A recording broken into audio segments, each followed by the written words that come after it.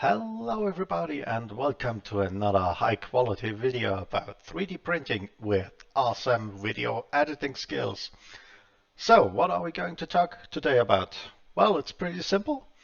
I do a lot of support and there are often very surprised customers or people from the community because I tell them, yeah, well, what the manufacturer says is not directly a lie, but mostly very close. So I got, as you can see here, from a generic 3D printer. I'm not going to tell the brand name because, well, that will open me up for stuff, for legal stuff. So this is a generic product spec sheet from a 3D printer. Let's call it the Beginner 4.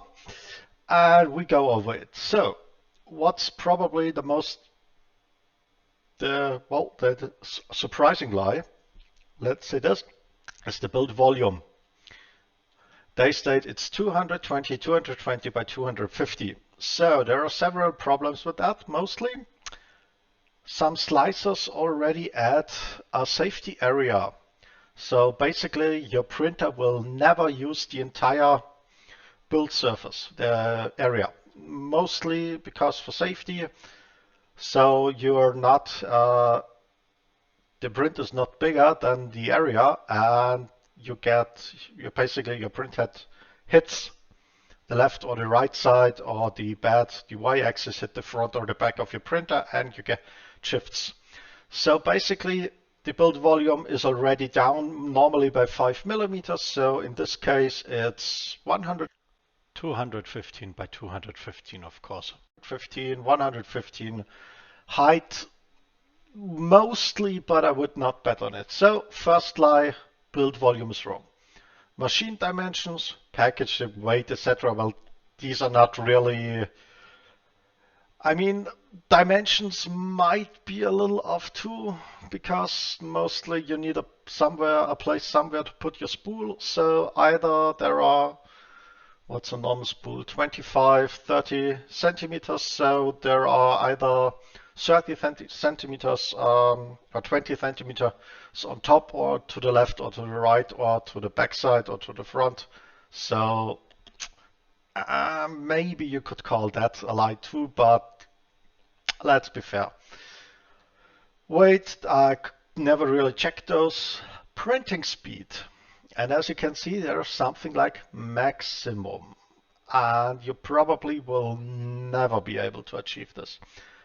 As for several reasons. One is the hot end, because sometimes it can't even melt fast enough. And so that's also something that's very funny.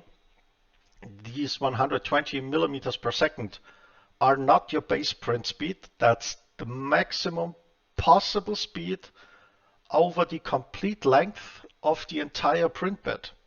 So basically, if the printhead can't accelerate fast enough on short distance to get even close to that speed. So at this specific printer, I would say maybe 100 if you're lucky, with tuning, etc., and maybe some mods.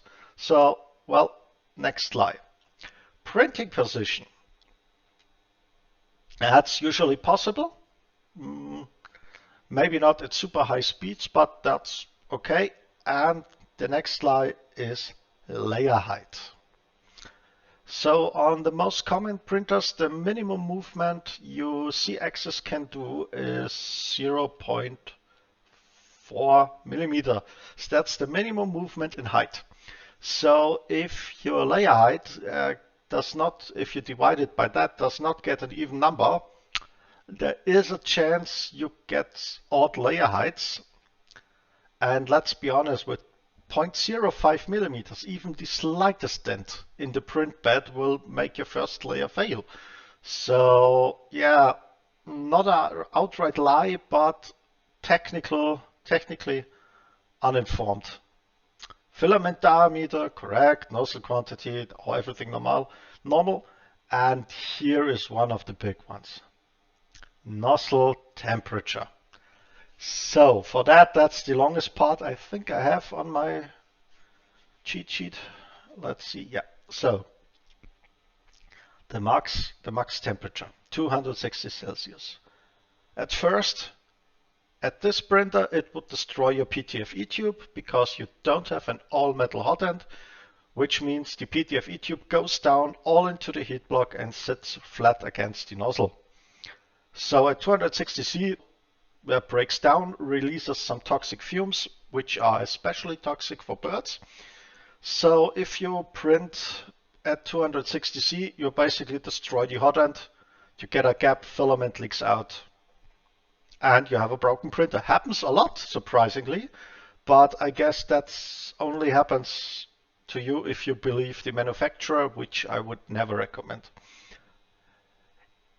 It also has another problem.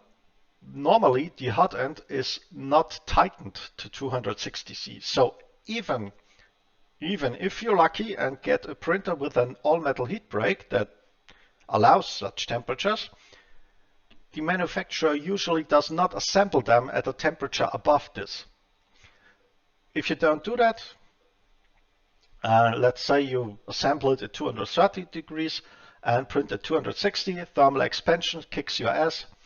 You get a gap, the print gets if you're really unlucky, something gets loose and you get filament oozing everywhere up to the complete destruction of your printhead. So that's also a lie, mostly because it's absolutely impossible to print at these temperatures without doing something manually, and make sure it's correct assembled. So if you read this and there is nowhere all metal extruder, all metal hot end, forget it, they are lying. They are cheating, it's a right out lie. It gets up to this temperature, but you will destroy your hot end with it. So everybody who has that in their product parameters or page or whatever, screw them. Next problem. Heat bed temperature up to 100 degrees at the center of your print bed, so that's also a lie. What does this mean? Well, usually the heat bed is not very well insulated. So you have up to, what was the worst, what I saw, 20-degree drop from the middle to the outside, which will cause warping, prints not sticking, and basically you go insane and don't know what happens. So probably possible, but usually requires housing and additional insulation. Unfortunately, the 100 bed temp also causes an issue with the build surface, because the magnetic sticker is usually only up to 80 degrees Celsius. So if you go above that, you reach the Curie temperature, which make the magnetic build surface completely permanently lose magnetic power, or the magnetism. So you basically just killed your build plate by using the printer as your manufacturer says. So yeah, not really nice from them. So be careful what you're doing. Maybe ask them, check it, beware of it. Okay, next point is the auto bed leveling. These two are okay. Maybe about this. Don't mix full metal with all metal hot end. This is the extrusion. This has nothing to do with the hot end. That's a completely other part. Leveling mode. I don't know why there is a white square there, but maybe there was something in, let's say, Beer Touch, CR Touch, or whatever there is. 3D Touch, there was also something as well. Yes, these are there. They have it, but there is a very, very high chance that in your slicer it's off. And they often say the printer applies it automatically on its own the moment you start a print. I have seen none that does that. So every time, if you do that, you need to check your printer in your slicer if there's G29 or M420S1 in your start script. Otherwise, this won't work. So next lie. silent motherboard. That's surprisingly true. But, well, you have super silent motors and then you have fans that sound like a screaming banshee. So, well, yeah, nice that it's there, but it's useless. Resume printing.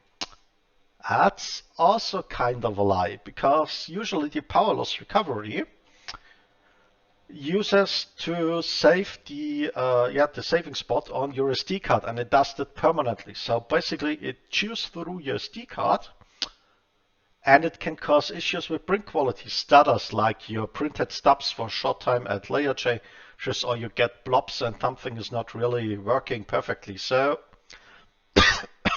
that's not helpful. Also, it usually does not work if you have something that releases your print when it's cold, like a PC spring still magnetic build surface. So unless your power outage is not only 10 seconds and you're right next to your printer to turn on the heating and restart the print, it's absolutely useless and causes more errors than it solves. So another lie. Voltage is fine, power rating is fine, slicing software, well, Creality Slicer is Cura, but I guess they only mention it because it seems to be very popular. I don't know why it's there. No idea. Data transmission method, micro USB or TF card. TF card is fine, micro USB, prepare for trouble if you use it. It's a very finicky connector that likes to break, and often the connection is not very stable. Well, that's a problem for your slicer, so that had normally nothing to do with the 3D printer. Supported filament, the next big lie. PLA, PETG, ABS. If you remember what I told you about the nozzle temperature and how that affects your hot end, well, PETG and ABS are on a stock printer without manually checking something are off the table. So, what will happen? PETG and ABS print at above 220C. That will destroy the PTFE tube, release harmful fumes, will cause gaps, will probably, through thermal expansion, you get a gap and leak out filament, and you basically melt down your own hot end. So this does not work on any stock 3D printer if they have no all-metal hot end. And even if they have one, they are usually not assembled at a temperature high enough. So you always have to manually check that your hot end is not falling apart if you print at temperatures of PETG or ABS. As you can see, there is a lot to unpack on these, well, product parameters. So you could call them product suggestions, maybe that would be better. So, long story short, never just start printing after you get your printer because, well, they lie to you. They lie strongly, and everybody does. Even very expensive printers or brands or above 500 bucks, they all lie about that. So please always make sure if you get one, ask around from people who have one what they had to do, or maybe if they can show you somewhere like Discord or a forum where you can get help so you don't end up with destroying your printer. That's it. Bye.